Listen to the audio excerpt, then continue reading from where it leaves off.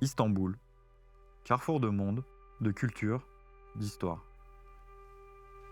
Dès les premiers pas, on sent son énergie singulière, vibrante et pleine de contrastes. Les minarets percent le ciel, le Bosphore trace la frontière fluide entre deux continents.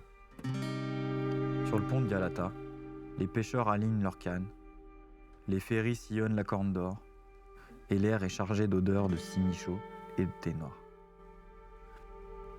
Avant de gagner les montagnes, on se laisse porter par la ville où chaque rue semble raconter une histoire.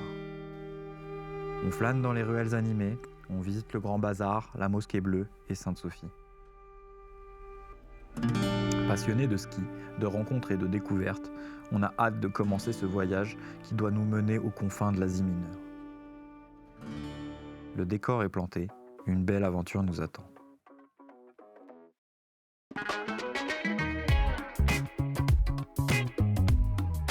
Nous quittons Istanbul pour Antalya.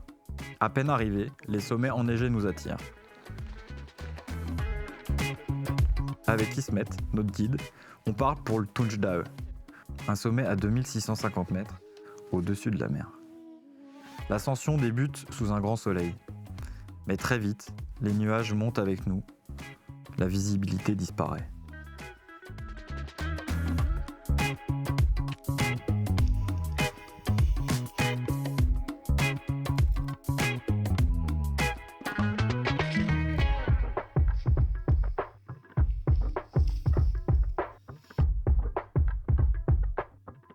Plus tard, dans un petit lodge au cœur des montagnes, Ismet nous raconte son histoire, son lien avec cette terre, son amour pour ses sommets, et ce rêve un peu fou qu'elle garde au fond d'elle, d'un jour gravir l'Everest.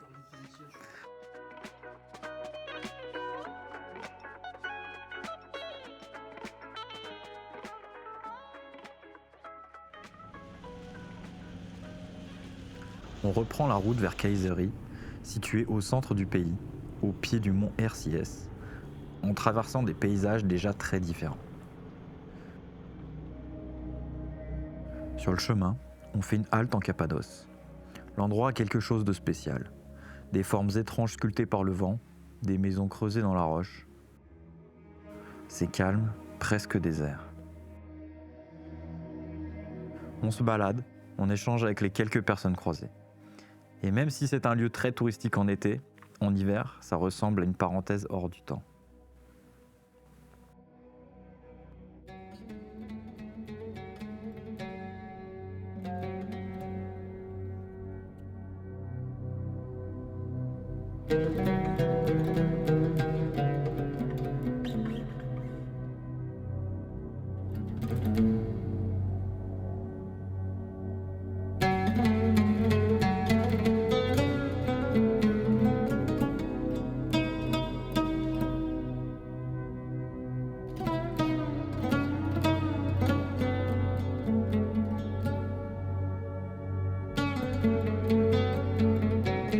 Nous arrivons à Erzurum, niché au nord-est de la Turquie.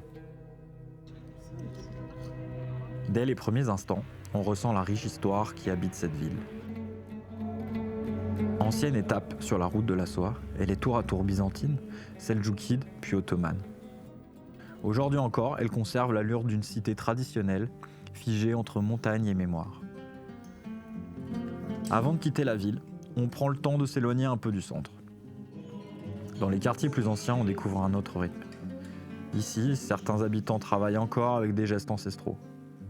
Dans une ruelle, la porte d'un atelier est ouverte. À l'intérieur, on cuit le pain dans un four traditionnel. Les odeurs de bois brûlé et de pâtes levées remplissent l'air.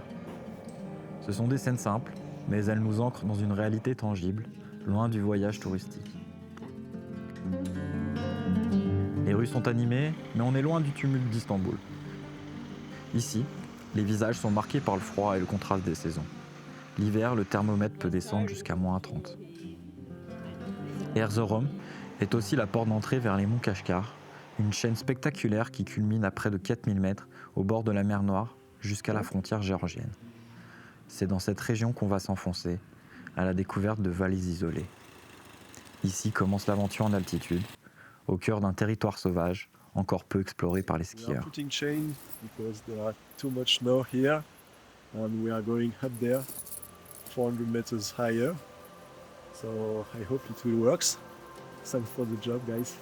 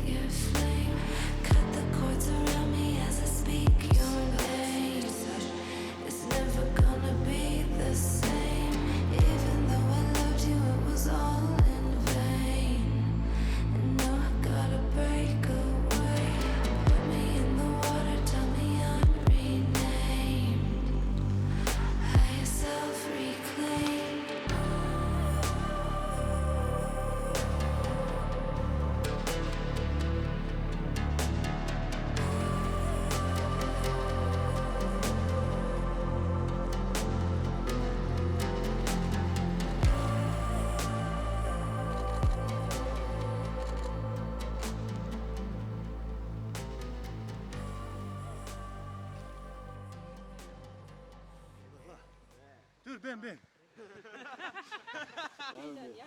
Là, ça va freiner. Après, si tu les... Nerede ya? Kardeş nasıl alem seninki?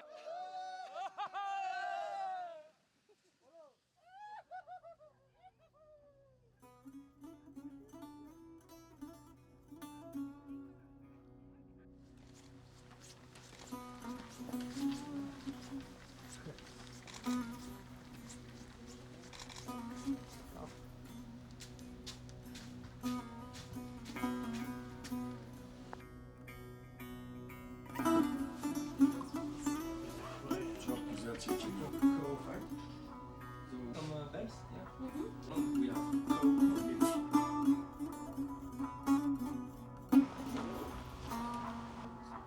O şey...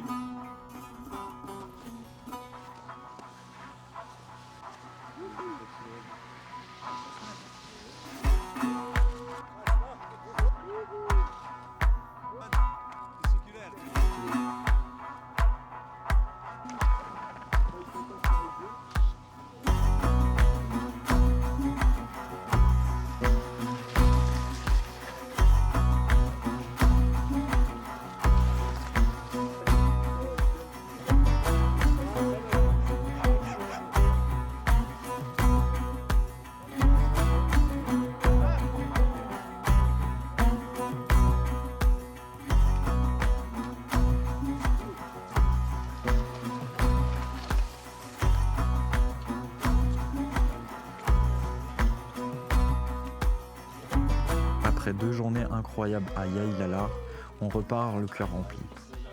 La neige est abondante et on profite vraiment de cette sensation de glisse qu'on est venu chercher. Mais au-delà du ski, ce qui nous marque le plus, c'est l'accueil. Les échanges simples, les regards, les sourires, tout ce qui rend un voyage vivant et authentique. On est venu pour explorer, pour aider, mais aussi pour s'immerger dans une autre culture. Et ici, on trouve un peu de tout ça.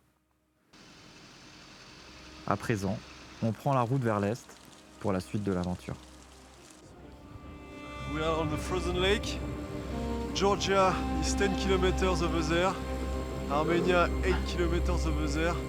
And we are here at the end of Turkey. Ici, on entre pleinement dans l'histoire de la route de la soie. Passage incontournable des marchands et des caravanes, nous faisons un détour par les vestiges de l'ancienne cité d'Ani, qui marque la frontière avec l'Arménie. Surnommée la ville aux 1001 églises, Il n'en reste aujourd'hui que des ruines émouvantes, battues par la neige et le vent.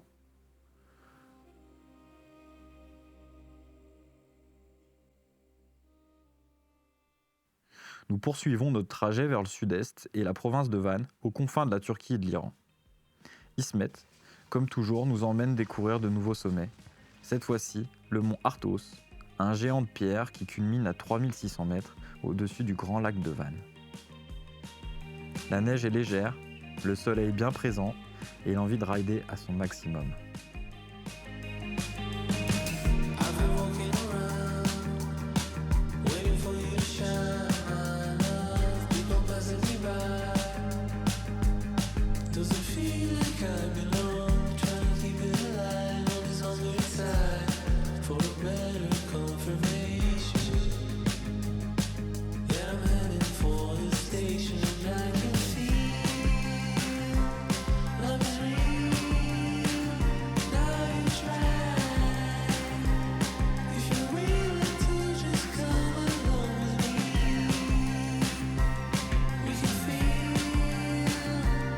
Après cette belle journée, on choisit de rester quelques jours autour du lac au-dessus du village de Guévache pour explorer le coin. Les conditions de la veille nous donnent bon espoir pour la suite.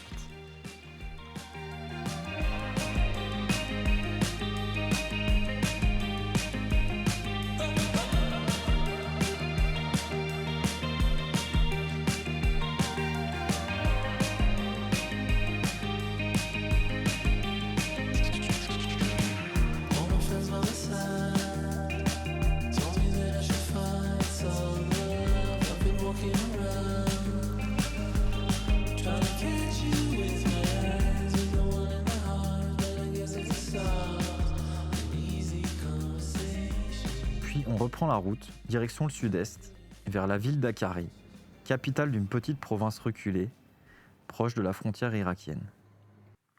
Et peu de temps après notre arrivée, nous sommes conviés à un véritable mariage traditionnel.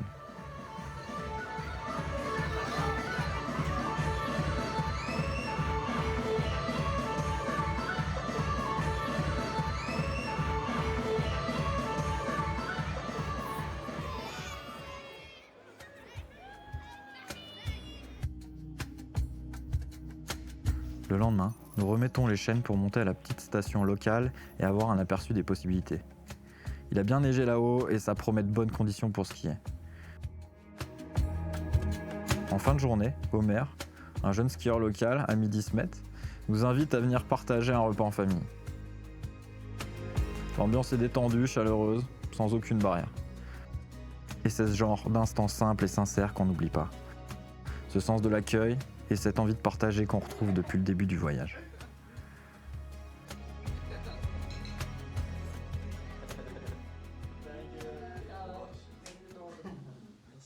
Au matin, nous rechaussons les skis pour aller découvrir des pentes peu tracées. Assurément l'une de nos plus belles journées de ski.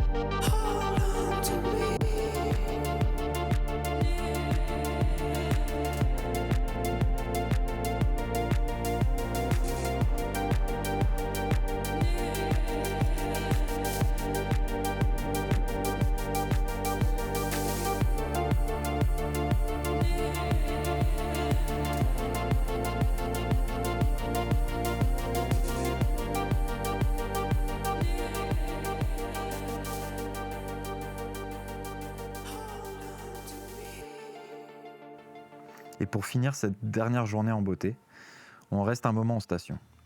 On discute, on rigole et on improvise une danse avec un groupe de locaux.